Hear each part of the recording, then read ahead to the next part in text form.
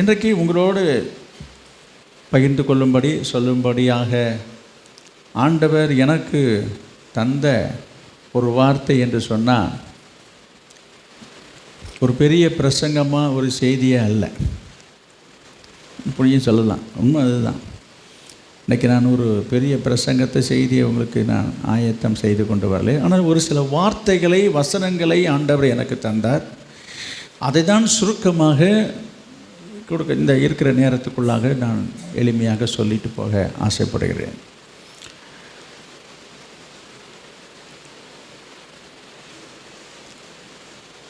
வேதத்திலே ஒரு வசனம் உண்டு. நிறைய வசனம் இருக்கிறது, நிறைய வசனம் இருக்குது. எல்லா வசனங்களுமே நல்ல வசனங்கள் தான். அதில் ஒரு வசனம் பிலிப்பியருக்கு எழுதின நிருபம் 4ஆம் அதிகாரம் 4வது வசனத்தை, கர்த்தருக்குள் எப்பொழுதும் சந்தோஷமாயிருங்கள் என்று மறுபடியும் சொல்லுகிறேன். இது ஒரு நல்ல வசனம். இது நிறைய பேருக்கு பிடிக்கும். நிறைய பேர் படிச்சிருக்கீங்க. நிறைய பேர் வீட்டில் கூட இந்த வசனத்தை வைத்திருக்கிறார்கள். இது ஒன்றும் நமக்கு தெரியாத புரியாத ஒரு வசனத்தை இப்போ நான் உங்களுக்கு சொல்ல வரலை. சொல்ல வந்த விஷயம் என்ன, வார்த்தை என்ன என்று சொன்னால், அதில் சொல்லப்பட்டிருக்கிறது சந்தோஷமாக இருங்கள், சந்தோஷமாக இருங்கள் என்று மறுபடியும் சொல்லுகிறேன் என்று அவர் சொல்லியிருக்கிறார், அவர் எழுதியிருக்கிறார். அதை நம்ம சில நேரங்களிலே படிக்கிறோம். சில நேரங்களிலே அதை படித்தாலும் பார்த்தாலும் கூட ஒரு சிலருக்கு சந்தோஷம் வருவதும் இல்லை, சந்தோஷமாக இருக்கிறதும் இல்லை, சந்தோஷமாக இருக்க முடிகிறதும் இல்லை. இன்றைக்கு ரட்சிக்கப்பட்டு ஆண்டவரை ஏற்றுக்கொண்டு விசுவாசிகளாக பல வருஷங்களாக இருக்கிற விசுவாசிகளாக இருந்தாலும் சரி, ஒரு சிலர் ஊழியம் செய்கிற ஊழியக்காரர்களாக இருந்தாலும் சரி, எல்லாருடைய மனதிலையும் ஒரு வருத்தம், ஒரு கவலை, ஒரு துக்கம், ஒரு துயரம், ஒரு வேதனை, வார்த்தைகள் தான் வேற. இப்படி ஒரு சிலருடைய காரியங்களில் இருக்கத்தான் செய்கிறது. இதை சொல்லுகிற எழுதுகிற பவுல் கூட வேதத்தில் எழுதியிருக்கிறது. அவரே எழுதுகிறார், அவரை பற்றி அவரே சொல்லுகிறார். அதாவது துக்கமாக இருந்ததை பற்றி நான் சொல்லுகிறேன். சந்தோஷமாக இருங்கன்னு சொல்லுகிற பவுல் கூட துக்கமாக இருந்தார் என்று நான் சொல்ல வருகிறேன். அவர் எதற்கு துக்கப்பட்டார் என்றதெல்லாம் அது வேறு விஷயம். அதை இப்போ நான் சொல்ல முடியாது. என்ன சொல்ல வருகிறேன்னா, எல்லாருக்குமே துக்கம் இருக்குன்றதுக்கு நான் சொல்ல வரேன். ஆனால் ஆண்டவர் இயேசு இதை குறித்து ஆண்டவர் இயேசு சொன்ன வார்த்தையை நம்ம பார்க்கிறோம் என்று சொன்னால், யோவான் எழுதின சுவிசேஷத்தில் ஆண்டவர் சொல்கிற ஒரு வார்த்தை உங்களுக்கு தெரியும். 16ஆம் அதிகாரம் 20வது வசனத்தில், உங்கள் துக்கம், இதுவும் நிறைய பேருக்கு தெரியும், உங்கள் துக்கம் சந்தோஷமாக மாறும். எத்தனை பேருக்கு மாறி இருக்குன்னு நான் கேட்கல, கையை தூக்க சொல்லலை. நீங்கள் சந்தோஷமாகவே இருங்க, இருக்கணும் என்பது தான் எல்லாருடைய விருப்பம். அதுதான். ஏன் நம்முடைய விருப்பமே சந்தோஷமாக இருக்கணும் தான் நாம் நினைக்கிறோம், விரும்புகிறோம். ஆனால் இருக்க முடியல. யாருமே துக்கத்தோடு இருக்கணும், நான் கவலையோடு இருக்கணும் அப்படின்னு யாராவது நினைக்கிறதும் இல்லை, விரும்புகிறதும் இல்லை, அதற்காக பிரயாசப்படுறதும் கிடையாது. நீங்கள் நல்லா யோசித்து பாருங்கள். யாராவது அப்படி நீங்கள் ஜெபம் பண்ணுறீங்களா, ஆண்டவரே என் சந்தோஷத்தை துக்கமாக மாற்றுங்க ஆண்டவரே, அப்படி யாராவது ஜெபம் பண்ணுறது உண்டா? நம்ம இப்படி தான் ஜெபம் பண்ணுவோம். என் துக்கம் சந்தோஷமாக மாறணும், என் வருத்தம் நீங்கணும், என் வேதனை நீங்கணும், என் கவலை நீங்கணும், உன் கஷ்டம் நீங்கணும், வியாதி நீங்கணும், என்னை சந்தோஷப்படுத்துங்க, என் பிள்ளைங்க சந்தோஷமாக இருக்கணும். நம்முடைய ஜெபங்களிலே நம்ம சொல்லுகிற வார்த்தையை நான் சொல்லுகிறேன். பொதுவாக எல்லாருமே நல்லா இருக்கணும், சந்தோஷமாக இருக்கணும். சந்தோஷமாக இருக்கீங்களா நம்ம விசாரிக்கிறோம் பாருங்கள். அப்படி யாராவது துக்கமாக இருந்தாலும் அவர்களை பார்த்து நம்ம சொல்கிற வார்த்தை என்ன, சரி ஒன்றும் கவலைப்படாத அப்படின்ட்டு நம்ம ஆறுதல் படுத்தி திடப்படுத்தி நம்ம அப்படி நம்ம சொல்கிறதுனால எத்தனை பேர் சந்தோஷமாக இருக்கிறாங்கன்றது அது வேறு விஷயம். என்ன சொல்ல வருகிறேன், பொதுவாக எல்லாருமே சின்ன பிள்ளையிலிருந்து வயதானவங்க அத்தனை பேருமே நினைக்கிறதும் விரும்புகிறதும் எதிர்பார்க்கிறதும் என்னவென்று சொன்னால், மகிழ்ச்சியாக இருக்கணும், சந்தோஷமாக இருக்கணும் என்று தான் எல்லாரும் நினைக்கிறாங்க, எல்லாரும் விரும்புகிறாங்க. ஆனால் எல்லாரும் அப்படி இருக்கிறது இல்லை, இருக்க முடியறதில்லை. இருக்க நினைத்தாலும் இருக்க முடியாத ஒரு நிலைமையை தான் நாம் பார்க்குறோம். ஆனால் இதற்கிடையில் வேதம் நமக்கு இந்த காரியத்தை சொல்லுகிறது. சொன்னாலும் கூட மனதுக்குள்ளே ஏதோ ஒரு மூலையில் ஒரு வருத்தம், ஒரு துக்கம் இருக்கத்தான் செய்கிறது. எழுதியிருக்கிறது, சொல்லுகிறார்கள், படிக்கிறோம், சந்தோஷமாக இல்லையே, சந்தோஷம் வரலையே, சந்தோஷமாக இருக்க முடியலையே, இப்படித்தானே நம்ம புலம்பிக்கிட்டு இருக்கிறோம். அப்போ சந்தோஷமாக இருக்கிறதுக்கு என்ன செய்கிறது? ஆண்டவர் சொல்கிறாரு, உங்கள் துக்கம் சந்தோஷமாக இருக்கும். பவுல் சொல்கிறாரு, நீங்கள் சந்தோஷமாக இருங்கள் என்று சொல்லி. உங்களுக்கு தெரியும் நினைக்கிறேன், நாம் சந்தோஷப்படுறதுக்கு பல வழிகள் இருக்கிறது, பல விதங்கள், பல வழிகள், பல முறைகள், பல காரியங்களிலே இன்றைக்கு மனிதர்கள் சந்தோஷத்தை தேடுகிறார்கள், நாடுகிறார்கள். அதன் மூலமாக ஒரு சந்தோஷம் கிடைக்கும் என்று எண்ணி ஒரு சிலர் தற்காலிகமான சந்தோஷத்தில் திருப்தி அடைந்து அப்படியும் ஒரு சிலர் வாழ்ந்து கொண்டு தான் இருக்கிறார்கள். அதில் ஒரு சில விசுவாசிகளும் அடங்கும், ஒரு சில கிறிஸ்தவர்களும் அதில் அடங்கினவர்கள் என்று சொல்லலாம். அவர்களை கேட்டால் என்ன சொல்கிறாங்கன்னா, ஏதோ கொஞ்சம் நேரம் கவலையை மறந்து நான் ஒரு சந்தோஷமாக இருக்கிறேனே என்று தான் அவங்களால் சொல்ல முடியுமே தவிர, ஒரு சந்தோஷமான ஒரு நிலையை இருக்குன்னு சொல்ல முடியலையே. ஏன்? பொதுவான ஒரு ஆலோசனை நான் சொல்கிறேன். பொதுவானது என்றால் உலகத்தில் சொல்லுகிறதை நான் சொல்கிறேன், உலகத்தால் சொல்கிற வார்த்தை. சந்தோஷத்திலேயே அதிக சந்தோஷம் தருகிறது எது என்று சொன்னால், மற்றவங்களை சந்தோஷப்படுத்தி பார்க்கிறதுல தான் ஒரு சந்தோஷம் இருக்கிறது என்று சொல்லுகிறார்கள். அது உங்களுக்கு தெரியும், நான் கேள்விப்பட்டிருக்கிறேன், அது உண்மையும் கூட. எத்தனை பேர் அது உண்மைன்னு சொல்கிறீங்க? நான் சொல்கிறது புரியுங்க தான்.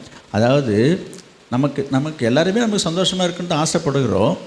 இந்த சந்தோஷத்தை அனுபவிப்பதற்கு பல வழிகள் இருக்கிறது. நான் முன்னாடியே சொன்னேன், உலக பிரகாரமான காரியங்களிலே, தவறான காரியங்களிலே, பாவமான காரியங்களிலே, குறுக்கு வழியிலே கூட ஒரு சிலர் சந்தோஷத்தை நாடுகிறார்கள், தேடுகிறார்கள்.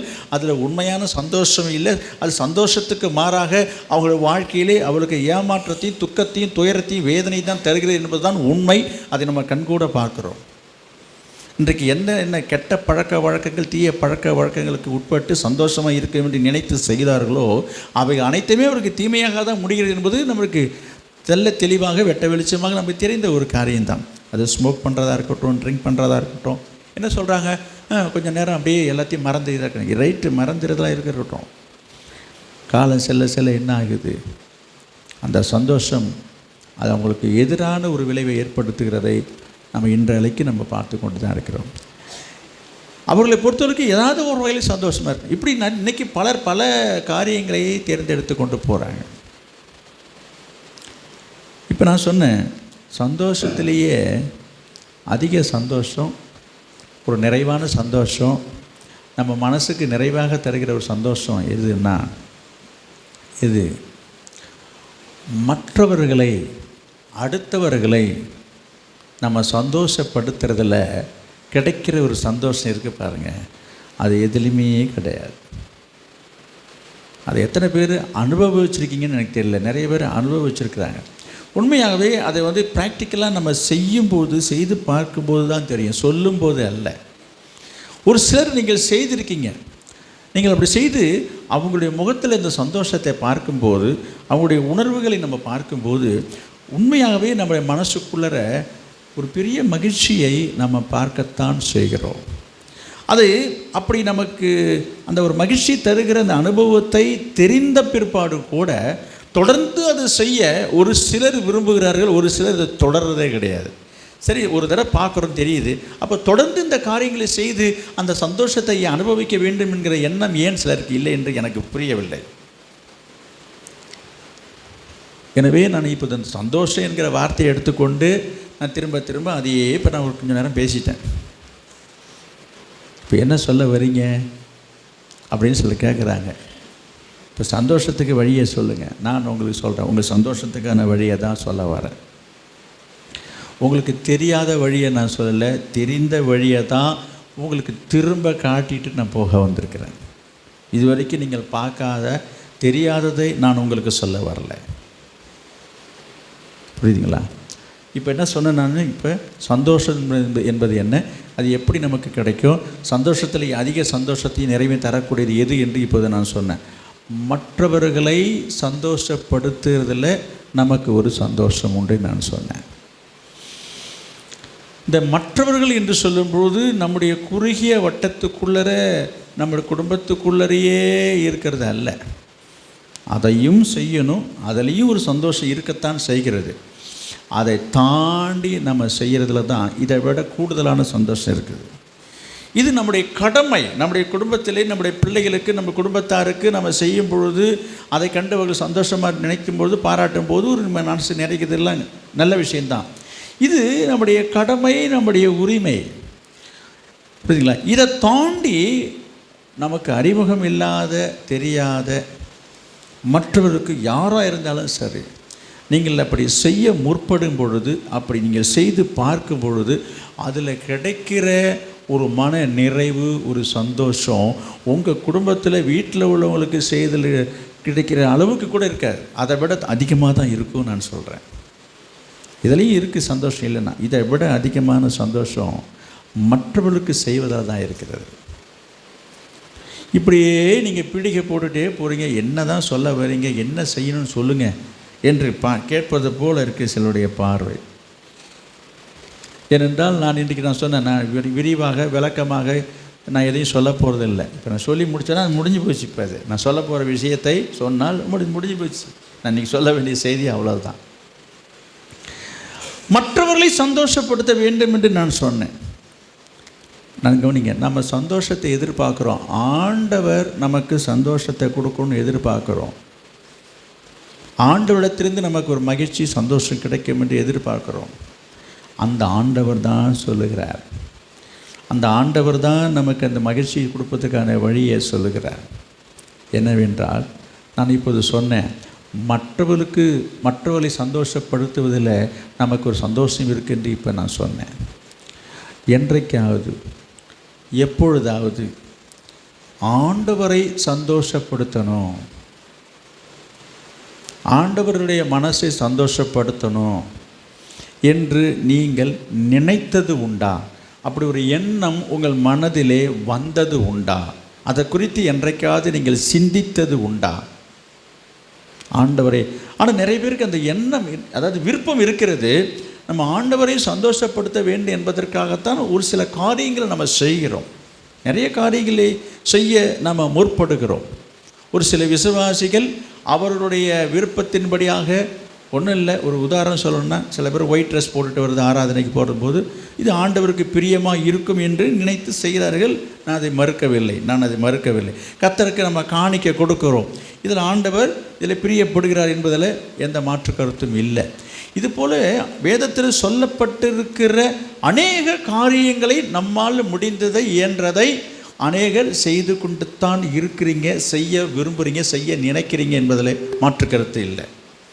இப்படி ஏதோ ஒன்றை உங்களால் முடிந்ததை செய்ய வேண்டும், செய்து ஆண்டவரை சந்தோஷப்படுத்த வேண்டும் என்று நினைக்கிற இந்த காலகட்டத்தில்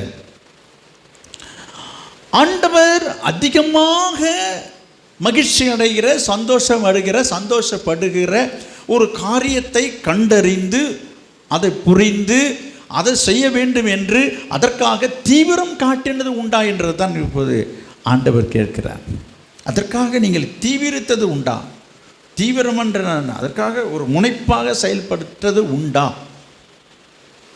என்று சொன்னால், உங்கள் மனசாட்சிக்கு நான் விட்டுடுறேன். நான் யாரையும் தீர்ப்பு சொல்ல வரல. இப்போ நீங்கள் எப்படி இருக்கீங்க? மெத்தனமாக இருக்கீங்களா? தீவிரமாக இருக்கீங்களா? ஆர்வமாக இருக்கீங்களா? அக்கறையாக இருக்கீங்களா? பாரமாக இருக்கீங்களா? ஆசையாக இருக்கீங்களா? எனக்கு தெரியாது, உங்களுக்கு தெரியும். இன்றைக்கு வாசித்த இந்த வேத பகுதியில் இருக்கிற ஒரு வசனத்தை நான் உங்களுக்கு நினைப்பூட்ட விரும்புகிறேன். லூக்கா எழுதின சுவிசேஷம் 15ஆம் அதிகாரத்தில் உள்ள வார்த்தையை பாருங்கள். லூக்கா எழுதின சுவிசேஷம் 15ஆம் அதிகாரம் 7வது வசனம். அதுபோல மனம் திரும்ப அவசியமில்லாத 99 நீதிமான்களை குறித்து சந்தோஷம் உண்டாவதை பார்க்கிலும் மனம் திரும்புகிற ஒரே பாவி நிமித்தம் பரலோகத்தில் மிகுந்த சந்தோஷம் உண்டாயிருக்கும் என்று உங்களுக்கு சொல்லுகிறேன். என்ன போட்டிருக்கு? பரலோகத்தில் மிகுந்த சந்தோஷம் உண்டாயிருக்கும். நாம் ஆராதிக்கிற நம்முடைய ஆண்டவர் பரலோகத்தில் இருக்கிறார் என்பதை நாம் அறிந்திருக்கிறோம். அப்போ அந்த பரலோகத்தில் இருக்கிற ஆண்டவர் ஆண்டவர் மட்டுமல்ல, பரலோகத்திலே இருக்கிறவர்கள் எல்லாருமே பரலோகத்திலே மிகுந்த சந்தோஷம் உண்டாயிருக்குமா. அப்படின்னா என்ன? கொஞ்சம் நெஞ்ச சந்தோஷம் இல்லைங்க, மிகுந்த சந்தோஷம். அதில் 10வது வசனத்தை பாருங்க, அங்கேயே இருக்கு பாருங்க. அதுபோல மனம் திரும்புகிற ஒரே பாவி நிமித்தம் தேவனுடைய தூதருக்கு முன்பாக சந்தோஷம் உண்டாயிருக்கிறது என்று உங்களுக்கு சொல்லுகிறேன் என்றார். இது இயேசு சொன்னார், இயேசுவே சொல்லுகிறார், மற்றவங்க சாரி சொல்லலை. அப்போ பரலோகத்தில் இருக்கிறவர் யார்? பிதா இருக்கிறாரு, தேவதூதர் இருக்கிறார்கள், எல்லாரும் இருக்கிறாங்க. அப்போ பரலோகத்தில் சந்தோஷத்தை உண்டாக்குகிற ஒரு காரியம் உண்டு என்று சொன்னால், இயேசு திட்டமும் தெளிவாக சொல்லுகிற ஒரு காரியம் என்ன சொல்கிறாரு அங்கே பாருங்கள். என்ன சொல்கிறாரு? மனம் திரும்புகிற ஒரே ஒரு மனசு திரும்புகிற பாவியான ஒரு மனுஷனால் பரலோகத்தில் என்ன உண்டாகும்? மிகுந்த சந்தோஷம் உண்டாகும். 2 இடத்துல நம்ம பார்த்தோம், 2 வசனங்களை நம்ம பார்க்குறோம். மனம் திரும்புகிற ஒரே பாவி நிமித்தம், ஒருத்தர், ஒரே ஒரு நபர் பரலோகத்தில் என்ன உண்டாகுமா? அப்படின்னா அப்போ எந்த காரியத்தில் எதை நினைத்து எதை குறித்து பரலோகம் சந்தோஷப்படும்? நீங்கள் செய்கிற எந்த செயலை குறித்து எதை பார்த்து பரலோகம் சந்தோஷப்படும்? பரலோகம் என்ற என்ன? பரலோகம் தனியாக, பரலோகத்தில் இருக்கிற ஆண்டவர் பிதா எல்லாரும் மனசை சந்தோஷப்படுத்துகிற ஒரு செயல், ஒரு காரியம் எது என்பதை நம்ம யோசிக்கணும். இது இயேசு சொல்லியிருக்கிறார், அதுவும் ரொம்ப முக்கியம்.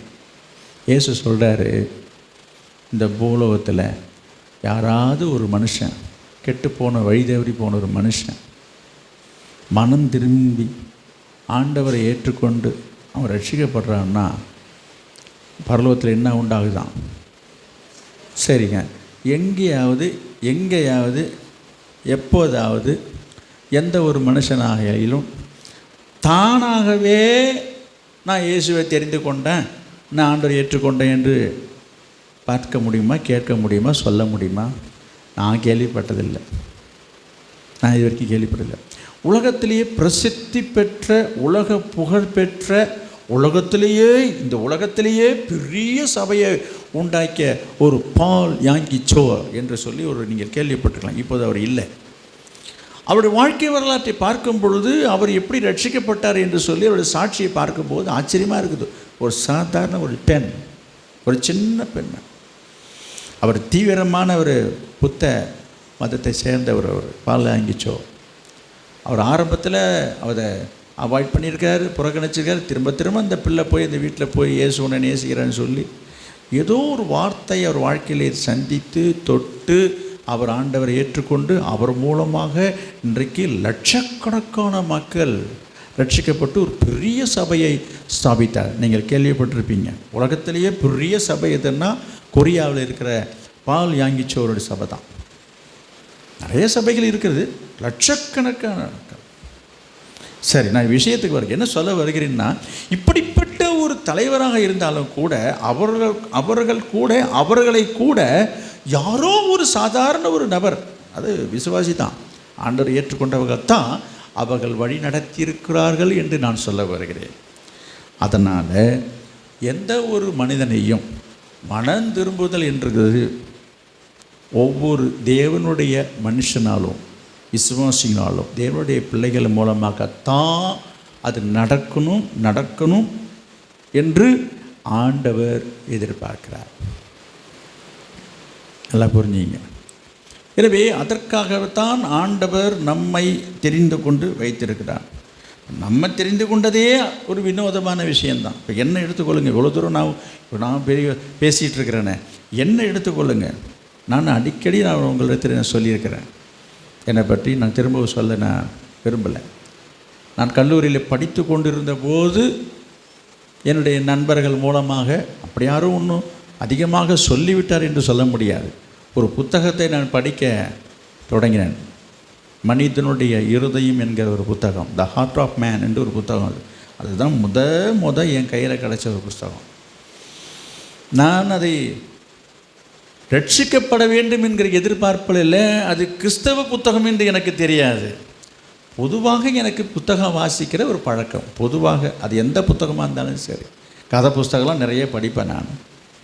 ராணி, குமுதம், கல்கின்னு சொல்கிறாங்கல்ல, அந்த மாதிரி எல்லா புத்தகத்தையும் புத்தகம் வாசிக்கிற ஒரு பழக்கத்தினால அந்த புத்தகத்தையும் அது ஏதோ ஒரு புத்தகம் என்று நான் வாசிக்க தெரிஞ்சேனே தவிர அதுதான் உண்மை. எனக்கு ஏதோ அப்பொழுதே அப்படியே என் மனசில் வந்து ஞானம் பிறந்து ஆண்டவர் இயேசு அது மேலெல்லாம் ரொம்ப பக்தியெல்லாம் ஒன்றும் கிடையாது. அப்படிலாம் கிடையாது. எத்தனையோ முறையாக அதே நான் படித்த அந்த கல்லூரியில் அந்த ஹாஸ்டலில் மதியம் ப்ரேயர் நடக்கும். அந்த ப்ரேயருக்கு வந்து கூப்பிடுவாங்க. நான் போனதே இல்லை, நான் போக விரும்பினதும் கிடையாது, எனக்கு அதில் நாட்டமே கிடையாது.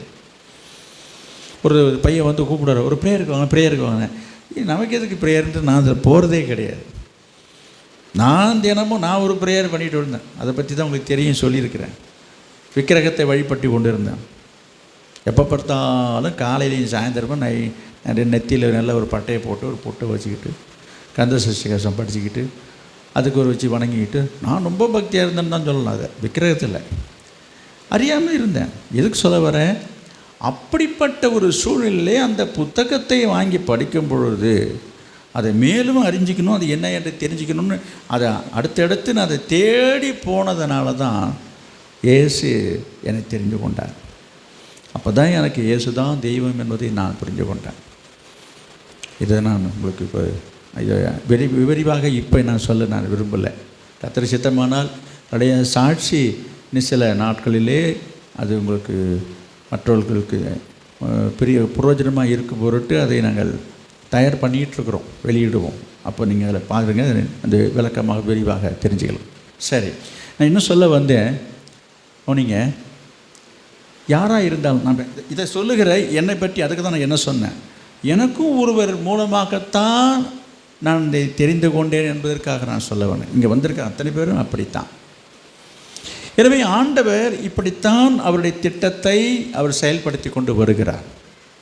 அப்படிப்பட்ட சூழ்நிலையில் இன்றைக்கி அநேகர் நீங்கள் எல்லாருமே ரட்சிக்கப்பட்டிருக்கீங்க, ஞானஸ்நானம் எடுத்திருக்கீங்க, பல வருஷமாக நம்ம ஆண்டவரை பின்பற்றுகிறோம், ஆலயத்துக்கு வருகிறோம், ஆராதனைக்கு வருகிறோம் இல்லையா? எவ்வளோ காரியங்களை, நல்ல காரியங்களை நீங்கள் செய்கிறீர்கள். இந்த சபையிலே, இந்த ஊழியத்தில் நீங்கள் ரொம்ப அதிகமான ஒரு ஈடுபாட்டோடு இருக்கிறீங்க. எல்லாவற்றையும் கர்த்தர் பார்க்கிறார், பார்த்து கொண்டு தான் இருக்கிறார்.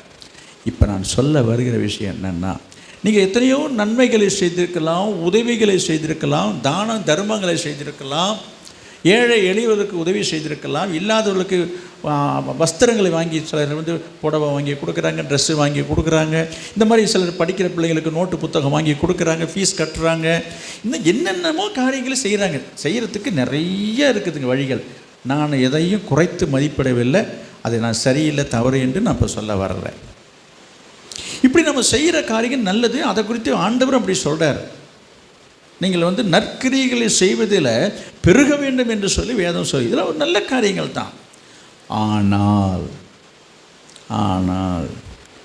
பரலோகம் சந்தோஷப்படுற காரியம் இதுங்க. பரலோகத்தில் சந்தோஷமாக வரக்கூடிய ஏற்படுத்தக்கூடிய காரியம் என்ன என்பதை நம்ம சிந்திச்சது உண்டா? நம்ம நினச்சிட்ருக்கோம் நம்ம செய்கிற இந்த காரியங்கள்லாம் நினச்சி அவர் ரொம்ப சந்தோஷமாக இருக்கிறேன்னு. இல்லை, அவருக்கு ஒரு வேளை மகிழ்ச்சி இருக்கலாம். சில நேரங்களில் ஒரு மகிழ்ச்சிக்கு நான் சில ஒரு எக்ஸ்பிரஷன் நான் சொல்கிறேன். இப்போ பாருங்களேன், சாதாரணமாக நம்ம ஒரு காரியத்தை செய்யும் பொழுது, எந்த காரியமாக இருக்கட்டும், ஒருத்தங்க நம்ம ஒரு நல்ல செயலை பார்க்கும்போது, நடக்கும் பொழுது நம்ம அப்படி அமைதியாக சில பேர் அப்படி பார்ப்பாங்க. சில பேர் இங்கே பாருங்கள், அப்படி ஸ்மைல் பண்ணிவிட்டு சிரிப்பான். அப்படின்னு என்னன்னா அதை அவங்க ரசிக்கிறாங்கன்னு அர்த்தம். நல்லா இருந்துச்சு, அப்படி இப்படின்வாங்க. இது அவர்களுக்குள்ளற ஒரு மாற்றத்தை, அதாவது ஒரு மனதில், இருதயத்தில் ஒரு மாறுதல் ஏற்படுத்தியிருக்கிறது உண்மைதான். நல்லா கவனிக்கணும். இப்போ சில நேரங்களில் சில செயல்கள், சில காரியங்கள், நீங்கள் காண்கிற நடக்கிற ஒரு சில காரியங்கள் உங்களையும் அறியாமல், உங்களையும் கட்டுப்படுத்த முடியாமல், உங்களை கண்ட்ரோல் பண்ண முடியாத அளவுக்கு ஒரே சிரிப்பாக சிரிக்கிறீங்கன்னா அதை குறித்து என்ன சொல்ல வரீங்க? ஒரு சில விஷயங்களை கேட்குறோம், பார்க்குறோம், ஒரு சிரிப்பு ஒன்று சிரிச்சுக்கிறோம், சாதாரணமானது இது.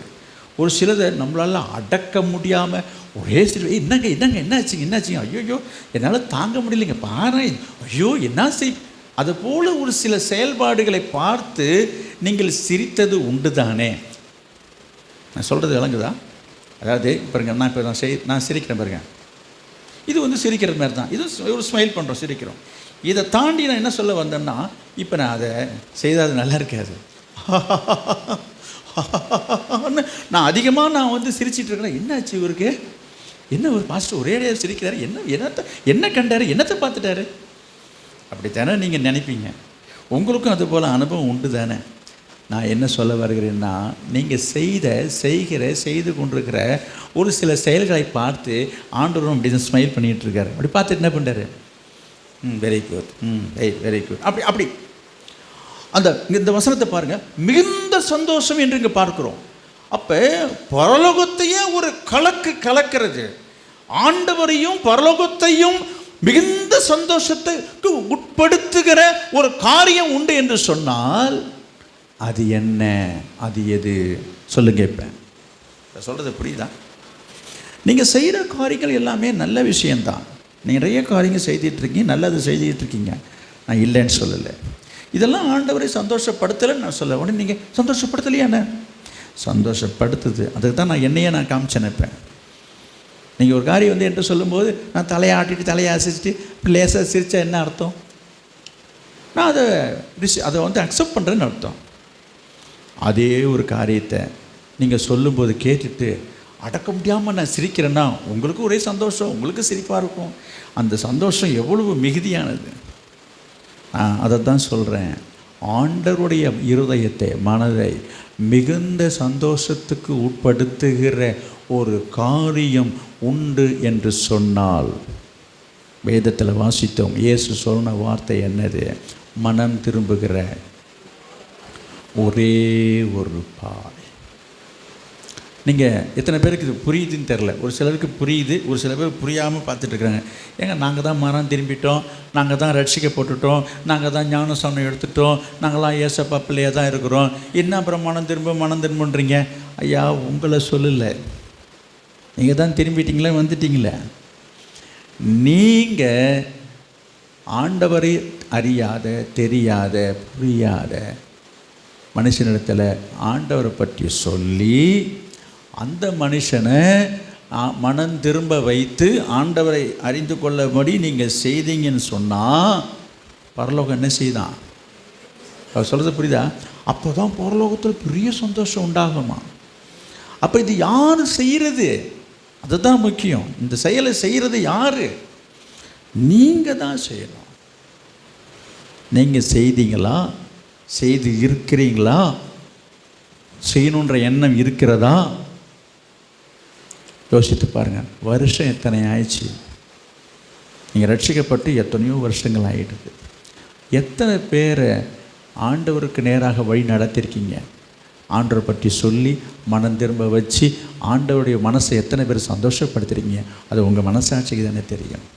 நீங்கள் வேறு செயல்களை செய்து நீங்கள் ஆண்டவரை சந்தோஷப்படுத்தினதை நான் இல்லை என்று சொல்லலை. நீங்கள் அதையே தான் நினச்சிட்ருக்கீங்க. இது போதாதா என்று சொல்லி நான் திரும்பவும் சொல்கிறேன், ஆண்டவரை மிகுந்த சந்தோஷத்துக்கு உட்படுத்தும் பொழுது தான் உங்கள் வாழ்க்கை, உங்கள் குடும்பம் மிகுந்த சந்தோஷத்துக்குள்ள உள்ளாகும். உங்கள் வாழ்க்கையில் உங்களுக்கு மிகுந்த சந்தோஷம் கிடைக்கணும்னா உங்களால், உங்கள் நிமித்தம், உங்கள் மூலமாக பரலோகத்தில் மிகுந்த சந்தோஷம் உண்டாகணும். அப்போ உன் வாழ்க்கையிலையும் உன் குடும்பத்திலையும் மிகுந்த சந்தோஷம் உண்டாகும். புரியுதா புரியலன்னு எனக்கு தெரியல. திருப்பி நான் சொன்னதுக்கே வரேன். சந்தோஷத்திலேயே எது அதிகமான சந்தோஷம்னு நான் ஒரு வார்த்தை சொன்னேன் சற்று முன்பு. மற்றவர்களை சந்தோஷப்படுத்துறதுல தான் ஒரு சந்தோஷம் இருக்குது என்று சொன்னேன். இது வேத வசனத்துக்கு அப்பாற்பட்டதாக இருந்தாலும் ஏற்றுக்கொள்ள வேண்டிய ஒரு கருத்து அது. புரியுதா? அப்போ அதுதானே சந்தோஷத்தை கொடுக்கறதுன்னு சொல்லப்பட்டிருக்கு. நான் திரும்பி அங்கே வரேன். அப்போ பரலோகத்தை நீங்கள் சந்தோஷப்படுத்தினீங்கன்னு சொன்னால், அப்போ சந்தோஷத்திலேயே மற்றவர்களை சந்தோஷப்படுத்து என்று சொல்லும்போது இந்த இடத்துல நம்ம பரலோகத்தையும் ஆண்டவரையும் நீங்கள் சந்தோஷப்படுத்தும் பொழுது அப்போ அது உங்கள் மனசுக்கு என்னத்தை கொண்டுட்டு வரும்? சந்தோஷம் வருமே. அதனால தானே நீங்கள் நிறைய பேருக்கு இந்த சந்தோஷம் உண்டாகலை, சந்தோஷம் இல்லை. இப்போ தெரியுதா ஏன் உங்கள் வாழ்க்கையிலே சந்தோஷம் குறைவாக இருக்கிறது? நீங்கள் என்னென்னமோ செய்து பார்க்குறீங்க, அதனால் ஒரு நிறைவான சந்தோஷத்தை நீங்கள் ஏன் அடைய முடியல? நான் சொல்கிறேன், உங்களுக்கு மிகுந்த சந்தோஷம் உண்டாகணும்னா உங்களால் பரலோகத்தில் மிகுந்த சந்தோஷம் உண்டாகணும். யாரால் உண்டாகுதோ அவர்களுக்கு, அவர்கள் குடும்பத்திலையும் அவர்களுக்கும் மிகுந்த சந்தோஷம் உண்டாகும். இதில் எந்த மாற்று கருத்தும் இல்லை. ஆமாம், இது அப்படியே ரிஃப்ளெக்ட் ஆகும். நீங்கள் செய்யும்பொழுது இப்போ சொன்ன பாருங்கள், மற்றவர்களை சந்தோஷப்படுத்துறதுல தான் நமக்கு சந்தோஷம் இருக்குதுன்னு நான் சொன்னேன் இல்லைங்களா? அப்போ அங்கே சந்தோஷப்படுத்தும் பொழுது என்ன ஆகிடுது, ஆட்டோமேட்டிக்காக ரிஃப்ளெக்ட் ஆகி நம்மளுக்கு சந்தோஷம் வரும். அப்போ சந்தோஷத்துக்கான வழி என்ன, முறை என்ன என்று சொன்னால் சொல்லுங்கள், ஆத்துமாக்களை ஆதாயம் செய்யணும். எத்தனை பேர் அதற்காக பிரயாசப்படுறீங்க பட்டீங்க? நான் உங்கள்கிட்ட சொல்லி 8 மாதம் ஆயிடுச்சு. இந்த வருஷ தொடக்கத்தில் நான் சொன்னேன், முதல்ல உங்கள்கிட்ட சொன்னேன், தினமும் ஒரு நாளைக்கு ஒரே ஒரு நபருக்கு, நான் உங்கள்கிட்ட எப்படி சொல்கிறேன் பாருங்கள், ஒரு நாளைக்கு காலையிலேருந்து இரவு வரைக்கும் எத்தனை பேரை சந்திக்கிறீங்க, பார்க்குறீங்க, பேசுகிறீங்க, கடைக்கு போகிறீங்க, காய்கறி வாங்குறீங்க, மளிகை கடைக்கு போகிறீங்க, பஸ்ஸில் ஏறுறீங்க, டிக்கெட்டு வாங்குறீங்க, ஹோட்டலுக்கு போகிறீங்க, சாப்பிட்றீங்க, ஐயோ எத்தனையோ காரியங்களை பார்க்குறோம். டீ கடைக்கு போகிறோம், டீ சாப்பிட்றோம். ஒரே ஒரு ஆள், நான் உங்கள்கிட்ட கேட்டது தான், ஒரே ஒரு ஆள், இயேசு உங்களை நேசிக்கிறார். அவ்வளோதான். இயேசு நல்லவர். இந்த ஒரு வார்த்தை சொல்கிறதுக்கே நீங்கள் சில பேர் சொல்கிறாங்க, சொல்லிக்கிட்டு இருக்கிறாங்க, சொல்கிறத என்னிடத்துலையும் வந்து சொன்னாங்க. நான் இத்தனை பேருக்கு சொல்லியிருக்கிறேன், ரொம்ப சந்தோஷம். எத்தனை பேர் செய்கிறீங்க? அவங்க ஒவ்வொரு வாரமாக நான் கேட்டுகிட்டு இருந்தேன், 2 வாரமாக நான் கேட்கலை. ஒரு நாளைக்கு ஒரு நபர்னாக்கா ஒரு வாரத்துக்கு என்ன ஆச்சுங்க, ஞாயிற்றுக்கிழமை விட்டுடுவோம்.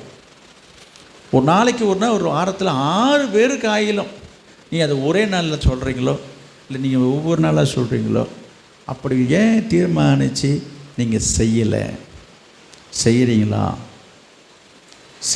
என்று சொல்லி கை தூக்க சொன்னால் ஏதோ 2-3 பேர் கை தூக்க வைங்க, மற்றவர்களும் ரொம்ப கஷ்டமாக போயிடும். நான் கையை தூக்க சொல்லலை. கொஞ்சம் யோசித்து பாருங்கள். வருஷம் முடிய போகுது, 8 மாதம் ஆயிடுச்சு, இன்னும் 4 மாதம் இருக்குது. நான் உங்கள்கிட்ட சொல்லியிருக்கிறேன், ஒரு வருஷத்தில் ஒரே ஒரு ஆத்துமாவாய் ஆகிலும், ஒரே ஒரு நபரை இயேசுவை பற்றி சொல்லி ஆண்டவரை ஏற்றுக்கொள்வதற்கு நீங்கள் பிரயாசம் எடுக்கணும்னு நான் சொல்கிறேன். அதில் ஒரு சிலர், நம்ம சபையில் ஒரு சிலர் அதில் கவனமாக இருந்து, கண்ணும் கருத்துமாக இருந்து, தீவிரமாக இருந்து, அதற்காக பிரயாசப்பட்டு ஜெபித்து எப்படி ஆகிலும் செய்கிறார்கள். செய்யாமல் இல்லை. வருஷத்தில் எப்படியோ 8 பேர் 10 பேர் 12 பேர் ஆண்டவருக்குள்ளே ரட்சிப்பு நடத்திட்டு தான் இருக்கிறோம். நான் சொல்கிறேன், இட்ஸ் நாட் எனஃப். இது போதுமானது அல்ல. இதை குறித்து மிகுந்த சந்தோஷப்படுறதுக்கு இது ஒன்றுமே கிடையாது. என்ன இப்படி சொல்கிறீங்களே? ஆமாம், நான் அடிக்கடி சொல்லுவேன், ஈச் ஒன் கேட்ச் ஒன். ஒவ்வொருத்தரும், ஒவ்வொரு நபரும், ஒரே ஒரு நபரை நீங்கள் சந்திச்சிங்கன்னு சொன்னால் எத்தனை பேர் நம்ம ஆதாயப்படுத்திருக்க முடியுமே? இதெல்லாம் எதுக்காக? நான் திருப்பியும் வரேன், நம்ம ஒன்றும் இங்கே ஆள் பிடிக்கிற வேலை இல்லை, ஆள் சேர்க்குற வேலை இல்லை.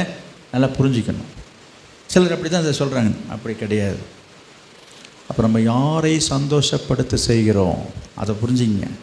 நீங்கள் ஒவ்வொருத்தரும் ஒரு நபரை நீங்கள் இப்படி வழி நடத்தும் பொழுது அதனால் பரலோகத்தில் என்ன உண்டாகணும்னு இப்போ படிச்சிங்க, வசனம் இங்கே பார்த்தோம், மிகுந்த சந்தோஷம் உண்டாகும். ஏன் அதை நீங்கள் செய்யக்கூடாது? இது வரைக்கும் செய்யலை என்று சொல்லி அதை குறித்து நீங்கள் முதல்ல வருந்தணும். ஒரு தீர்மானம் எடுங்க, செயல்படுங்க. இருக்கிறது இன்னும் 3-4 மாதம்தான் இருக்குது. முதல்ல நீங்கள் செயல்படுங்க, விதைங்க.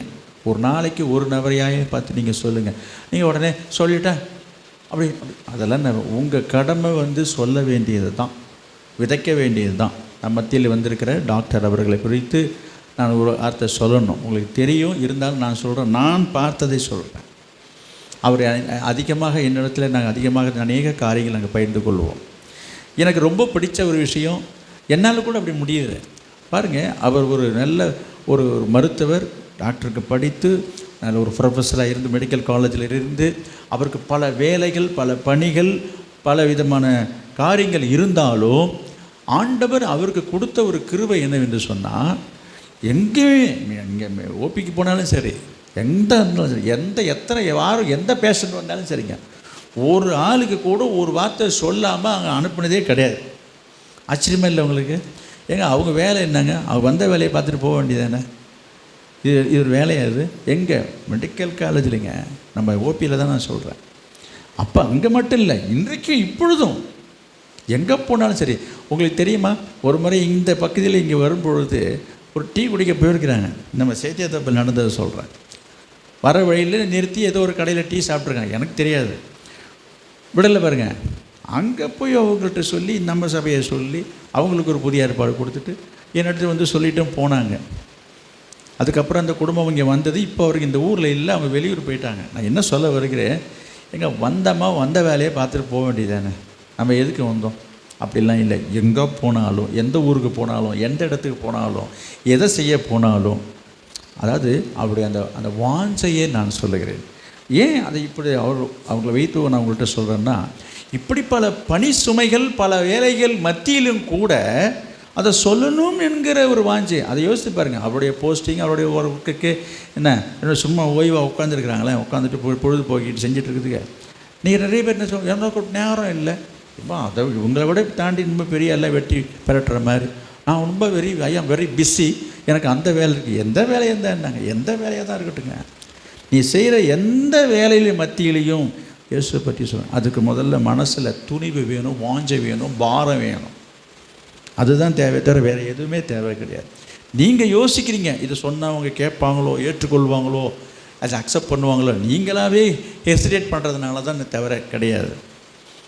நீங்கள் சொல்லுங்கள். உங்களால் அதிகமாக சொல்ல தெரியாவிட்டாலும் பரவாயில்லை.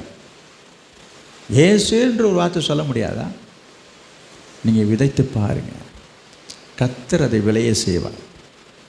நீங்கள் விதைக்க வேண்டியது தான் உங்களுடைய கடமை, விதைக்க வேண்டியது தான் உங்களுக்கு கடமை. எத்தனை சாட்சிகளை நான் உங்களுக்கு சொல்ல முடியும்? எத்தனையோ பேர் நான் கேள்விப்பட்டிருக்கிறேன். நிறைய பேர் ஹாஸ்பிட்டலில் இருக்கிறவங்களாம் சொல்கிறாங்க, முன்ன பின்ன ஆண்டவர் தெரியாதவங்க கூட அநேகர் போய் கிறிஸ்தவர்கள் போய் ஹாஸ்பிட்டலில் சந்தித்து அப்படிப்பட்டவங்களுக்கு ஒரு ஜெபிக்கிறது அவங்களுக்கு ஒரு பெரிய ஒரு ஆறுதலாக இருக்குது அவங்களுக்கு. அதே போல் சுச்சுவேஷன் இருக்கும்போது தான் அந்த வழிபார்த்தை உங்களுக்கு புரியும். நான் பார்த்துருக்கிறேன், கேட்டிருக்கிறேன். நான் எப்பயாவது நம்ம சபை விசுவாசிகள் பார்க்கறதுக்கு நான் போவேன் சில நேரத்தில் ஹாஸ்பிட்டலில். இதை பார்த்துட்டு அக்கம் பக்கத்தில் இருக்கிற எல்லோரும் வந்து எனக்குன்னுவாங்க. பாவமாக இருக்கும். அவருடைய ஆத்துமாக்கள் எவ்வளவு வாஞ்சையாக இருக்கிறாங்க பாருங்கள். நீங்கள் உடனே அவங்கெல்லாம் இயேசு ஏற்றுக்கிட்டாங்கன்னா, இதெல்லாம் நம்ம வேலை கிடையாது, இதை செய்கிறது அவர். அவங்களுக்கு கிடைக்கிற ஒரு மன நிறைவு, ஒரு மன மகிழ்ச்சி, ஒரு சந்தோஷம்தான் நமக்கு ஒரு சந்தோஷம். நீங்கள் இதை தான் ஊழியம். இப்படி நம்ம முடிந்த வரைக்கும் நம்மளால் இயன்றதை போய் மற்றவர்களுக்கு ஒரு கைப்பெறுதி கொடுக்குறோமா? 2 வார்த்தையை சொல்கிறீங்களா, அல்லது ஜெபம் பண்ணுறீங்களா, அல்லது போய் விசாரிச்சிங்களா? எதையாவது ஒன்று செய்யுங்க. பாவம் இவர் நம்ம ஃபாதர் பெர்க்மன்ஸ் ஒரு பாட்டு ஒன்று சொல்ல, ஏதாவது செய்ய வேண்டும் ஒவ்வொரு நாளும் எங்கே சுராஜாவுக்கே. ஏதாவது செய்ய வேண்டும் ஒவ்வொரு நாளும் எங்கே சுராஜாவுக்கே. நல்ல பாட்டு இல்லை? என்னது? ஏதாவது செய்யணும் போது சில பேர் கிரிமினல் மூலையெல்லாம் இருக்குதுங்க. நீங்கள் தானே சொன்னீங்க, ஏதாவது போய் ஏதாவது சண்டையை முட்டிகிட்டு வர்றது, கீழகம் பண்ணுறது, கலகம் பண்ணுறது, அது நீங்கள் தானே ஏதாவது செய்யணுங்க. அதையா செய்ய சொல்லுவோம்? ஐயா, ஆண்டவருடைய ஊழியத்தின் காரியங்களை பற்றி சொல்கிறேன். ஒரு ஜெபம் பண்ணலாம், கைப்பற்றி கொடுக்கலாம், உனக்கு தெரிஞ்சால் சத்தியம் சொல்லலாம், புரியுங்களா? இது போன்ற காரியங்களில் ஏதாவது ஒன்று செய்யன்றது தான் அர்த்தம். இன்றைக்கி நேரம் போகலைன்றதுக்காக எதையாவது செஞ்சுட்டு ஊரொம்ப வாழ்க்கிட்டு இருக்கிறாங்க விசுவாசிகள். ஒரு சில விசுவாசிகளே இப்படி இருக்கிறாங்க. அப்புறம் எங்கெங்கே அவங்களுக்கு சந்தோஷம் இருக்கும்? நான் அங்கே வரேன். இப்போ நம்ம எல்லாமே சந்தோஷத்தை மையமாக வச்சு தான் நம்மளுடைய வாழ்க்கையே போயிட்டுருக்குது. நம்ம செய்கிற ஒவ்வொரு செயல்பாடுகளும், செய்கிற ஒவ்வொரு காரியமே நம்முடைய மன சந்தோஷத்துக்காக தான் நம்ம செய்கிறோம். ஒரு வீடு கட்டுறோம், ஒரு நிலம் வாங்குகிறோம், பிள்ளையை படிக்க வைக்கிறோம், ஒரு கல்யாணம் பண்ணி வைக்கிறோம். இதெல்லாம் எதற்காக செய்கிறோம் என்று சொன்னால், அதோட நோக்க மையம் சென்ட்ரல் பாயிண்ட் என்ன பார்த்திங்கன்னா, எல்லாமே அவங்களோட சந்தோஷத்துக்காக தான் செய்கிறோம். ஆனால் எல்லாத்தையும் செஞ்சுட்டு எத்தனை பேர் சந்தோஷமாக இருக்கிறாங்க? நிறைய பேர் துக்கத்தோடு தான் உட்காந்துருக்குறாங்க. சந்தோஷத்தை எதிர்பார்த்து செய்துட்டு சந்தோஷம் இல்லையே. எனவே உண்மையான சந்தோஷம் என்பது ஆண்டவருக்கு ஊழியம் செய்யணும், ஆத்தும ஆதாயம் செய்யணும், இயேசுவை பற்றி மற்றவருக்கு போய் சொல்லணும். திரும்புகிறதும் அது அவருடைய வேலை, நம்ம வேலை இல்லை. ரட்சிப்பு கர்த்தருடையது என்று வேதம் சொல்லுகிறது. நாம் போய் யாரையும் மாற்றிட முடியாது. சில பேர் சொல்கிறாங்க, நீங்கள் போய் சொல்லிட்டா, நான் போய் சொல்லிட்டா கேட்டுடுவாங்க. நீங்கள் ஏங்க அதை பற்றி நீங்கள் நினைக்கிறீங்க? கேட்டாலும் கேட்காவிட்டாலும் திருவசனத்தை ஜாக்கிரதையாக பிரசங்கிங்கள் என்று வேதம் சொல்லுகிறது. அவன் கேட்குறான், கேட்காம போகிறான். நீ சொல்ல வேண்டியது சொல்லு. இவங்களே ஒரு தீர்மானம் போட்டுற வேண்டியது. இதெல்லாம் அவர் கேட்க மாட்டாருங்க, இவரெல்லாம் ஏற்றுக்க மாட்டாருங்க, இதெல்லாம் அவருக்கு பிடிக்காது. நீ யார் இது சொல்கிறது? எத்தனை சாட்சிகள், இப்போ பாலை ஆங்கில சொன்னது மாதிரி நிறைய சாட்சிகள் சொல்ல முடியும். எத்தனை பேர் இதுக்கு எதிர்ப்பாக இருந்தவங்க, எதிர்ப்பாளராக இருந்தவங்களாம் இன்றைக்கு ஊழியக்காரராக இருக்கிறாங்க. சொன்னவனே ஏற்றுக்கிறாங்களா? சொன்னவனே ஏற்றுக்கொண்டாங்களா? யாருமே ஏற்றுக்கலையே. முதல்ல எதிர்ப்பு தெரிவித்தவர்கள் தான் இன்றைக்கு இயேசுவே தேவன் இன்றைக்கு உலகமெல்லாம் போய் சொல்லிகிட்டு இருக்கிறாங்க. எனவே நீங்கள் அப்படி எண்ணிடாதீங்க, யாரையும் லேசாக எடை போட்டுடாதீங்க. யோசித்து பாருங்கள். இப்போ சவுல் பவுலாக மாறினாரே, அந்த வாழ்க்கையை நீங்கள் சற்று பாருங்கள். எதிர்த்து நின்றவன் எதிராக நின்றவன்.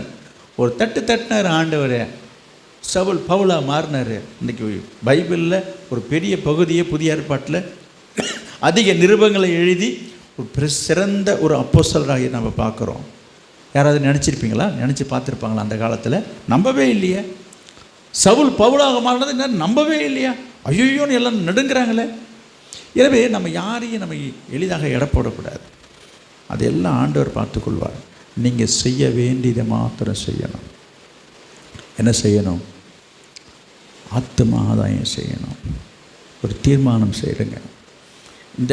இந்த பணியில் தான் அவர்களுடைய பணிகளும் இணைந்திருக்குது. அது ஒரு விதமான பணி. அதுதான் கிதியோன்ஸ் மினிஸ்ட்ரி என்று புதிய ஏற்பாட்டை அச்சிட்டு எல்லா இடங்களுக்கும் கொண்டு போய் கொடுத்து, அதை பார்த்து அதை படித்து எத்தனையோ ஒரு தற்கொலையில் இருந்தோம் மற்றதெல்லாம் இதெல்லாம் அவங்க சொல்லுவார்கள். அதை நானே சொல்லிவிட்டு அப்புறம் அவங்களுக்கு பேசுகிறதுக்கு வார்த்தையெல்லாம் போயிடும். இது ஒரு பணியாக செய்து கொண்டிருக்கிறார்கள். அவரவர்கள் அவர்களுடைய வழிகளிலே அவங்களுக்கு கொடுத்த தரிசனத்திலே அது ஒரு ஊழியமாக அவர்கள் செய்கிறார்கள். புரியுதா? நம்ம ஒரு சபை என்று நம்ம நடத்திட்டு இருக்கிறோம். அவங்களுக்கு ஒரு வழி ஆண்டவர் ஏற்படுத்தியிருக்கிறார். இப்படி இந்த உலகத்தில் ஆண்டவர் பல வழிகளிலே அவருடைய ஊழியத்தை செய்து கொண்டு வருகிறார். எனவே விதைக்க வேண்டியது தான் நம்முடைய கடமை. இந்த வருஷத்தின் கடைசியில் வந்திருக்கிறீங்க. நீங்கள் உங்களுடைய வாழ்க்கையில், உங்களுடைய குடும்பத்தில் உங்கள் துக்கம் சந்தோஷமாக மாறணும்னா என்ன செய்யணும்? ஊழியம் செய்யணும். என்ன ஊழியம் செய்யணும்? இயேசுவை பற்றி பேச சொல்லணும். உங்கள் திட்டுவாங்க, அடிச்சிருவாங்க, நீ பயப்படாதீங்க. அதுக்கு தான் நான் உங்கள்கிட்ட சொல்லியிருக்கேன். ஒரு வார்த்தை, ஒரே ஒரு வார்த்தை சொல்லிவிடுங்க. கர்த்தர் பார்த்துப்பார். அது அங்கே கிரியை செய்யும். எத்தனை பேருடைய வாழ்க்கையில் எவ்வளோ சம்பவங்கள் நடந்திருக்குது தெரியுமா? ஒரு 10 வயது சிறுமி, நான் ஒரு சம்பவத்தை சொல்லி நான் முடிச்சிடுறேன்.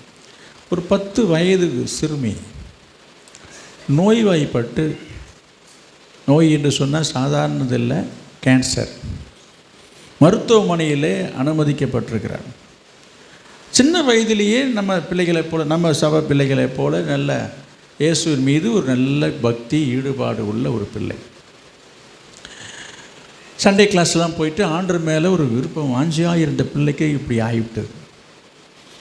அந்த பிள்ளை என்ன செய்வாள் என்று சொன்னால், படிக்கிற காலங்களிலும் சரி, அன்றாட வாழ்க்கையிலும் சரி, சக மாணவர்களுக்கும் பிள்ளைகளுக்கு மத்தியில் போய் எப்படியாயிலும் இயேசுவை பற்றி சொல்லணும் என்கிற ஒரு வாஞ்சை உள்ள ஒரு பிள்ளை. அது வெறும் வாஞ்சையோடு நின்றுடாமல், கவனிங்க, அது ஒரு தீர்மானம் செய்து கொண்ட. இது நடந்த ஒரு உண்மை சம்பவத்தை நான் உங்கள்கிட்ட சொல்லிட்டு இருக்கிறேன். ஒரு சாட்சி. இது என்ன செய்ய இந்த பிள்ளை என்று சொன்னால், ஒரு வருஷத்துக்கு 12 மாதங்கள் இல்லையா? ஒரு வருஷத்துக்கு, ஒரு மாதத்துக்கு 1 கணக்கிட்டு ஒரு வருஷத்துக்குள்ளாக ஒரு 12 பேரை எப்படியாயிலும் ஆண்டவருக்குள்ளே நடத்த வேண்டும் என்பது அந்த பிள்ளையினுடைய ஒரு வாஞ்சை.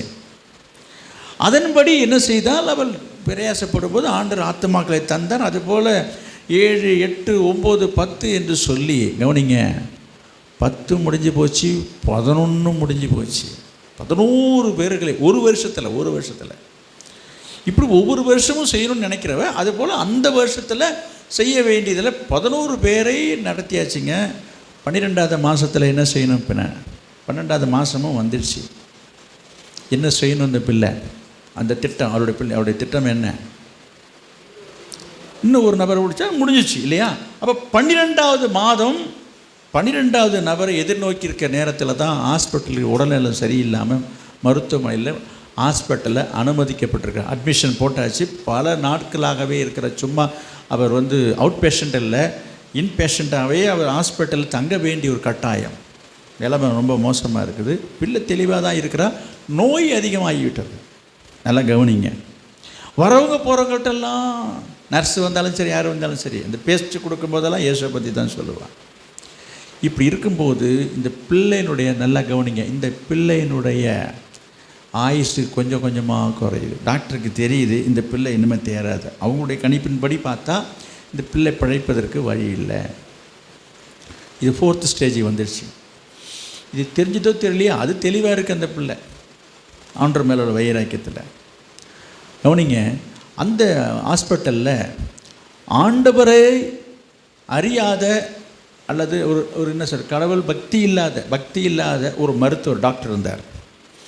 அவர் தான் இந்த பிள்ளைக்கு ட்ரீட்மெண்ட் கொடுத்துட்டு இருந்தார். என்னமோ தெரியல, இந்த பிள்ளைக்கு அந்த டாக்டர்கிட்ட பேசணுன்ற எண்ணம் வந்துருச்சு.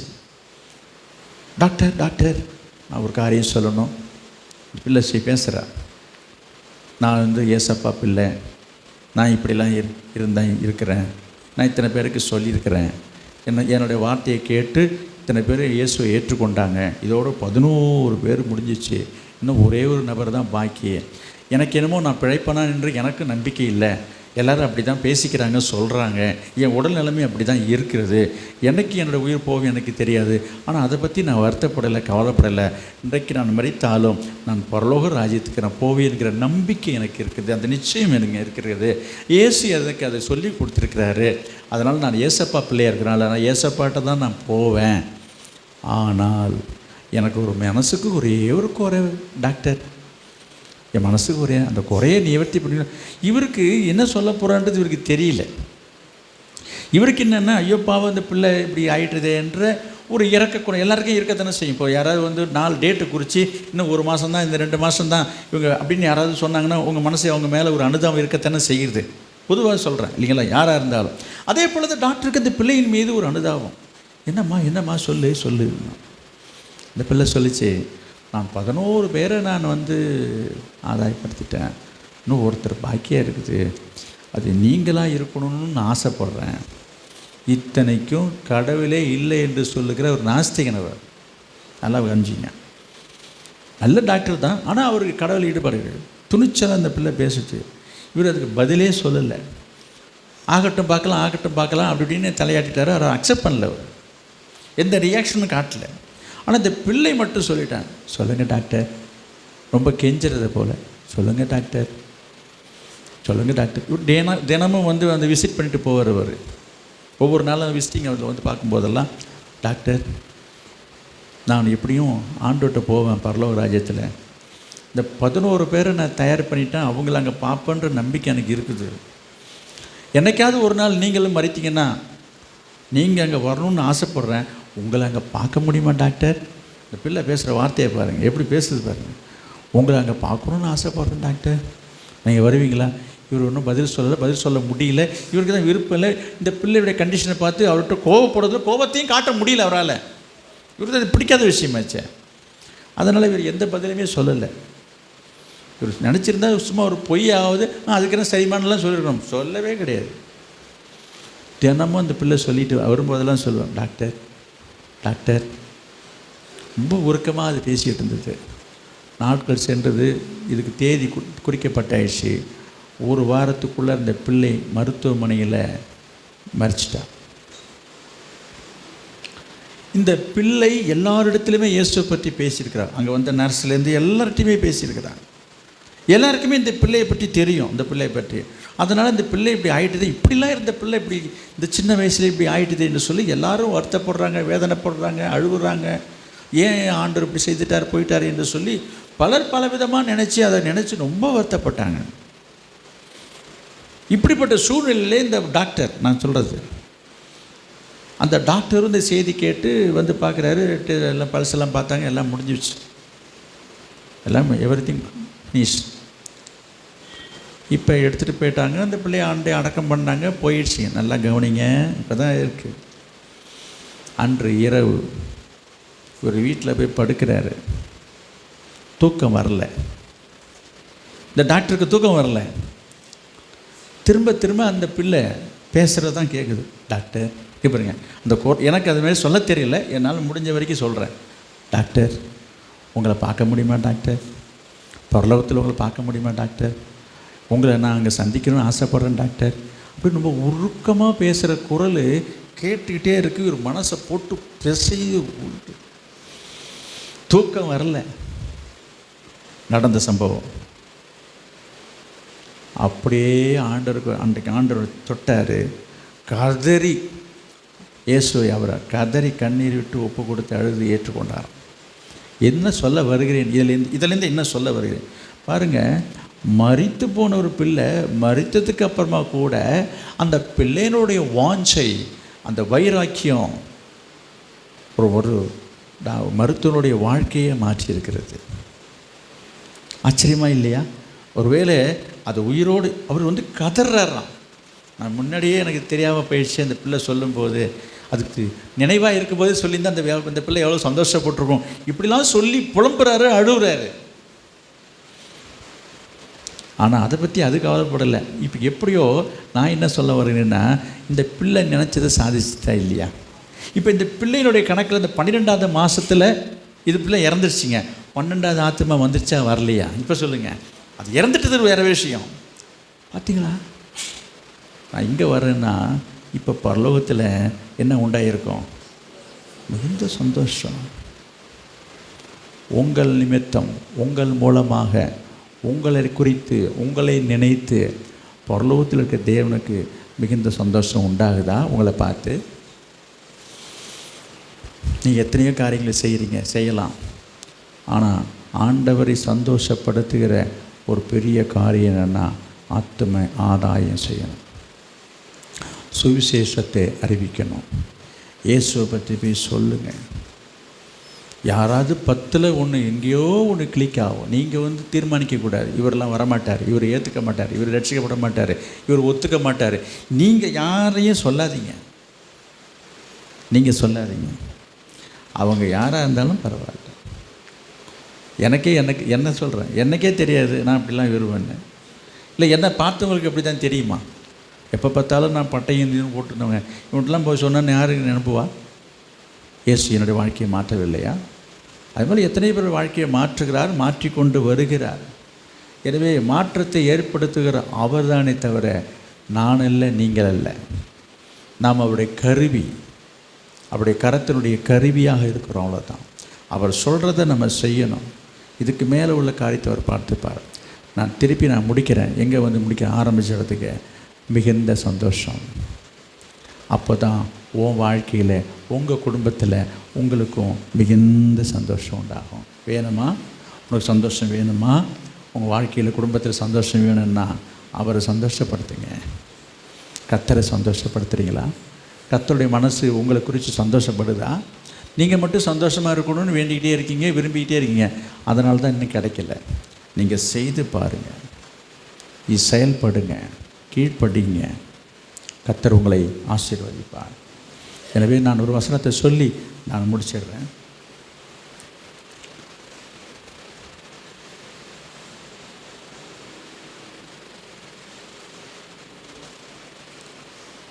ஒன்று யோவான்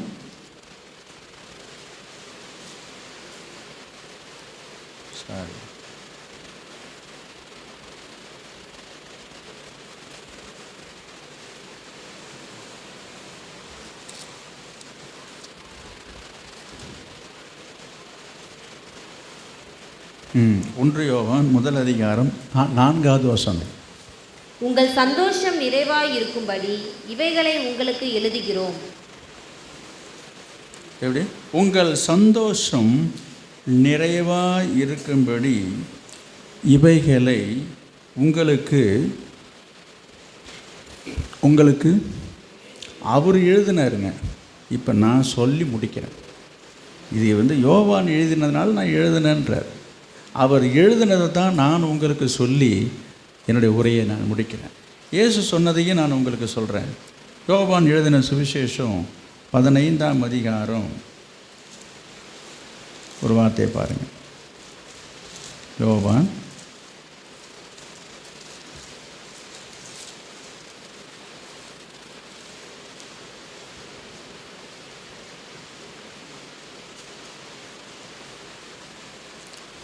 15ஆம் அதிகாரம் 11வது வசனம். என்னுடைய சந்தோஷம் உங்களில் நிலைத்திருக்கும் நிலைத்து இருக்கும் படிக்கும் உங்கள் சந்தோஷம் நிறைவாய் இருக்கும் படிக்கும் இவைகளை உங்களுக்கு சொன்னேன். நான் இது சொன்னது இயேசு. அவர் சொன்ன வார்த்தையை நான் எடுத்துக்கொண்டு அதை உங்களிடத்தில் சொல்லி நான் முடிச்சுக்கிறேன். இப்போ நான் எதற்காக இன்றைக்கு இந்த ஆராதனையில் இந்த வார்த்தையை உங்களுக்கு சொன்னேன் என்று சொன்னால், இயேசு சொன்னதையே நான் சொல்லுகிறேன். எதற்கு? என்னுடைய சந்தோஷம். நான் சொல்கிறேன் என் சந்தோஷம் இல்லை, ஆண்டவர் இயேசுனுடைய சந்தோஷம்.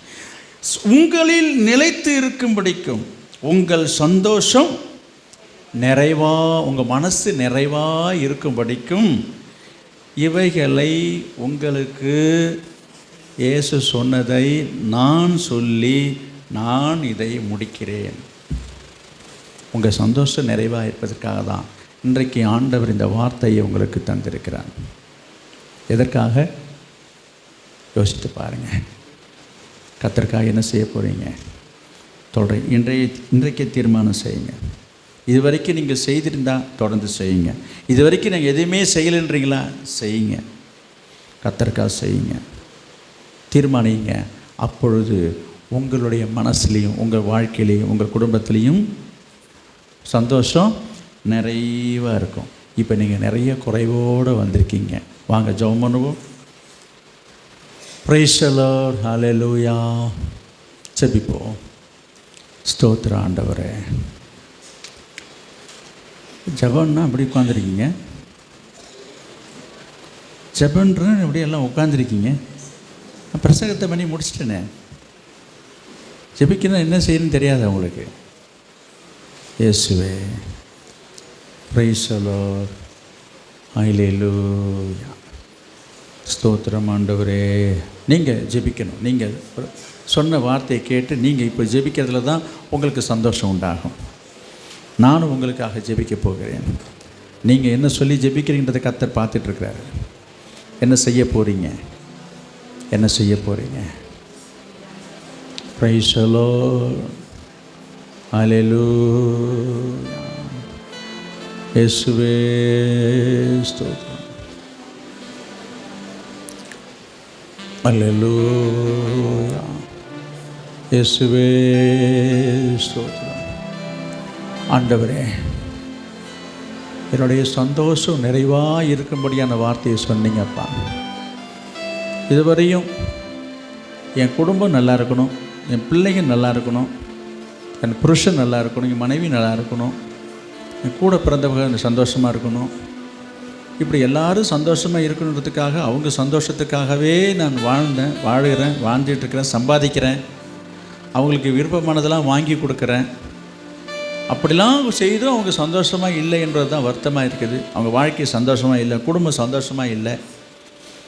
நான் எவ்வளவோ பணத்தை செலவு பண்ணியும், எவ்வளோ பொருளை கொடுத்து பண்டத்தை குறித்து கேட்குறதெல்லாம் வாங்கி கொடுக்குறேன். துணிமணியை வாங்கி கொடுக்குறேன், தென்பண்டங்களை வாங்கி கொடுக்குறேன், கேட்ட பொருள்களை வாங்கி கொடுக்குறேன், சொத்து கூட வாங்கி கொடுத்துருக்குறேன், வீடு கூட கட்டி கொடுத்துருக்குறேன். ஆனால் என் பிள்ளைங்க சந்தோஷமாக இல்லையே, எனக்கு சந்தோஷம் இல்லையே. எல்லாம் கொடுத்தோம், எல்லாம் செய்தோம், ஒரு சந்தோஷமான வாழ்க்கையை பார்க்க முடியல ஆண்டவரே. அதற்கான காரணத்தை இன்றைக்கு ஆண்டவர் நீர் எங்களுக்கு உணர்த்தினீரப்பா. இந்த சந்தோஷம்லாம் நமக்கு உண்டாகணும்னா ஆண்டவரே உங்களை சந்தோஷப்படுத்தணும், பரலோகத்தை சந்தோஷப்படுத்தணும். பரலோகத்தில் மிகுந்த சந்தோஷம் உண்டாக்குகிற இந்த பணியை நான் செய்ய மறந்துட்டேன். எப்போ பார்த்தாலும் என்னுடைய வீடு, என் குடும்பம், என் வேலை, என் தொழில், என் வியாபாரம் என்று ஒவ்வொரு நாளும் காலை தொடங்கி இரவு வரையும் அதற்காகவே வாடுறேன், அதற்காக ஓடுறேன், அதற்காகவே உழைக்கிறேன். ஒரே ஒரு நபரை கூட பார்த்து என்னால் சொல்ல முடியல, சொல்ல எனக்கு துணிச்சல் தைரியம் இல்லை, வெட்கப்படுகிறேன், கூச்சப்படுகிறேன், பயமாக இருக்கிறது. இதெல்லாம் நீக்கி விடுங்கப்பா. எனக்கு கிருபை வேணும், ஞானம் வேண்டும், அபிஷேகம் வேண்டும், வல்லமை வேண்டும், வரங்கள் வேண்டும், துணிவு வேண்டும், தைரியம் வேண்டும். உம்மை குறித்து நான் சொல்லணும், உம்மை குறித்து நான் பேசணும். அதனுடைய மேன்மையை நான் இன்றைக்கு உணர்ந்து கொண்டேன், அதனுடைய அவசியத்தை நான் உணர்ந்து கொண்டேன், புரிந்து கொண்டேன். ஓ, இதனால தான் பரலோகத்தில் மிகுந்த சந்தோஷம் உண்டாயிருக்கும் என்று சொல்லி நீங்க சொன்னீங்கப்பா. மனம் திரும்புகிற ஒரே ஒரு பாவி நிமித்தமாக ஆண்டவர், வருஷத்துக்கு ஒரே ஒரு நபரை ஆகிலும் நான் உங்களுடைய சமூகத்தில் கொண்டு வந்து சேர்க்கலையே, உன் பாதப்படியில் கொண்டு வந்து நிறுத்தலையே, என் வாழ்க்கை, என் வாழ்நாளெல்லாம் வீணாலாய் போயிட்டு இருக்குது. ஆண்டவரே, என்னை மன்னிங்க, எனக்கு இரக்கம் செய்யுங்க. பிரைஸ் தி லார்ட், அல்லேலூயா. கர்த்தர்ட்ட கேளுங்க. வாழ்நாளெல்லாம் வீணாலாக சென்று போயிற்றே, ஐயோ மோசம் போனேன், வீட்ட நன்மை வருமோ, வாழ்நாளெல்லாம் வீணாலாக சென்று போயிற்றே, ஐயோ மோசம் போனேன், வீட்ட நன்மை அழுதாயிலும் வருமோ. அல்லேலூயா. வாழ்நாளெல்லாம் வீணாலாய் போயிடுச்சு ஆண்டவரே. எவ்வளோ காலங்களை நான் வீணாய் கழித்துவிட்டேன். Praise the Lord, praise the Lord. உனக்கு கிடைத்த இந்த நாளில் ஆகிலும் உன் சமாதானத்துக்கு ஏற்றவைகளை அறிந்தாயானால் உனக்கு நலமாக இருக்கும் என்று கர்த்தர் சொல்கிறார். Price the Lord. நம்ம ஒரு நல்ல தீர்மானத்தோடு கர்த்தரை நோக்கி பார்ப்போம். ஆண்டவரே, இந்த வருஷத்தினுடைய கடைசியில் வந்திருக்கிறார். ஒரே ஒரு ஆத்மாவாகிலும் இந்த வருஷத்தில் ஆண்டுடைய பாதத்தில் நான் கொண்டு வந்து சேர்ப்பேன். நான் அப்படி செய்ய தீர்மானிக்கிறேன். அதற்கு என்னை ஒப்பு கொடுக்கிறேன். அதற்கு எனக்கு கிருபை வேணும், ஆண்டுடைய உதவி வேணும், ஒத்தாசை வேணும் என்று கேட்கிறவர்கள், நினைக்கிறவர்கள், கேட்கிறவர்கள், விரும்புகிறவர்கள் மட்டும் உங்களுடைய கையை ஆண்டவர் பார்க்க, நான் பார்ப்பதற்காக கை தூக்க சொல்லலை, ஆண்டவர் உங்களை பார்க்கணும், ஆண்டவருக்கு நீங்கள் உங்கள் விருப்பத்தை தெரியப்படுத்தணும், அதை பார்த்து ஆண்டவர் உங்களை வழி நடத்தணும். அப்படி விருப்பம் உள்ளவர்கள் மட்டும் உங்கள் வலது கரத்தை ஆண்டவருக்கு நேராக நீட்டுங்க. நான் உங்களை கட்டாயப்படுத்தலை, திருப்பி சொல்கிறேன். உங்களுக்கு மிகுந்த சந்தோஷம் உண்டாகணுமா? உன் வாழ்க்கையிலே, உன் குடும்பத்திலே மிகுந்த சந்தோஷம் உனக்கு உண்டாகணும்னா உன்னால் பரலோகத்தில் மிகுந்த சந்தோஷம் உண்டாகும். பரலோகத்தில் மிகுந்த சந்தோஷம் உண்டாகணும்னா நீ ஆத்துமாக்களுக்கு ஆண்டவர் பற்றி நீ சொல்லணும். தீர்மானம் செய்தவர்கள், தீர்மானித்தவர்கள், ஒப்பு கொடுக்க மனசாக இருக்கிறவர்கள் உங்களுடைய வலது கையை ஆண்டவர் நேராக நீட்டி சொல்லுங்கள். ஆண்டவரே, என்னை நான் ஒப்பு கொடுக்கிறேன், என்னை நான் அர்ப்பணிக்கிறேன், எனக்கு உதவி செய்யுங்க. அன்பின் பிதாவே, நாங்கள் உம்மை ஸ்தோத்திரிக்கிறோம். இன்றைக்கு இந்த நாளில் இந்த வார்த்தையின் மூலமாக நீர் எங்களோடு இடைப்பட்டீர். உங்களுடைய மனதில் இருக்கிற மன பாரத்தையும், பெருமூச்சையும், அங்கலாய்ப்பையும், ஆதங்கத்தையும் நீர் ஆவியானவர் எங்களுக்கு வெளிப்படுத்தின, இந்த சபைக்கு வெளிப்படுத்துவதற்காக ஸ்தோத்திரம். இன்றைக்கும் இந்த நாளிலும் கர்த்தாவே, இந்த நாட்களையும் காலங்களையும் வீணாய் கழித்து அவர்கள் கர்த்தர் தயவாக மன்னித்து இருக்கிற எஞ்சியுள்ள நாட்களை கர்த்தருக்காக வாழவும், கர்த்தருக்காக கிரியை செய்யவும், செயல்படவும் கர்த்தர் தாமே நீர் உதவி செய்வீர்கள். ஒப்பு கொடுத்த அனைவருக்கும் அந்த கிருபையை தாரும், ஞானத்தை தாரும், அபிஷேகத்தை தாரும், வாஞ்சையை தாரும், ஆத்ம பாரத்தை தாரும், ஆத்மாக்களை கொள்ளை பொருளாக தாரும். கர்த்தரை வாண்டில் ஒரு பெரிய ஒரு அருளை தந்து பரலோகமே சந்தோஷப்படும் வண்ணமாக தேவன் கிருபை செய்வீராக. உமக்கு ஸ்தோத்திரம், உமக்கு ஸ்தோத்திரம். இயேசுவின் நாமத்தில் ஜெபிக்கிறோம் எங்கள் நல்ல பிதாவே. ஆமென், ஆமென்.